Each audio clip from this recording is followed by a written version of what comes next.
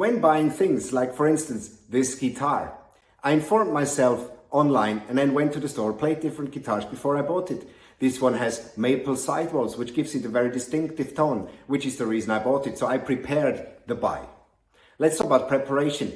3 points. Point number 1, actual versus future situation. Points number 2 and 3, external and internal analysis. All of which, by the way, can be found online. Various consultancies have done pieces on structuring sourcing processes. So a sourcing team, of course, point number 1, needs to understand the actual situation and then goes and tries to mirror that for the future solution. And that is then the right thing. Or is it? My 19-month-old son would go, no. So the future, of course, is important. Why?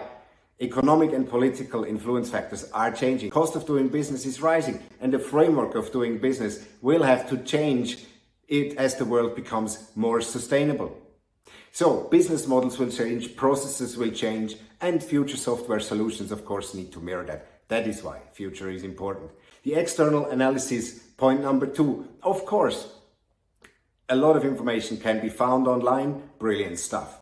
But more importantly, talk to the suppliers. Every supplier will be happy to talk to you. They can give a first view on how the future could look because they speak to peers of your industry as well. So best practice sharing. And then thirdly, the internal analysis. And this is the party piece, the most important element.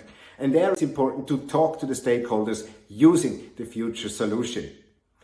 Because that is where the value is generated. That is actually where the return on investment is coming from. So if you source an expense management solution, it's finance and sales. An ERP solution is a bit more complex. So certainly finance, procurement, supply chain, HR, maybe sales. All of the 3 points will ultimately provide the one thing which is very important, the desired outcome, the formulation of the goal of the sourcing process. It will actually provide information on how complex will it become, which resources will be required, how much time does it need to take, and most importantly, which stakeholders are having to be part of the sourcing process. Because if you're procurement or IT, no one knows the entire business as well as the function. So stakeholders need to be part of the sourcing process. And all of this together will enable formulating a strategy. Now, in my next video, I will firstly talk about obstacles of decision making, followed by the strategy video blog.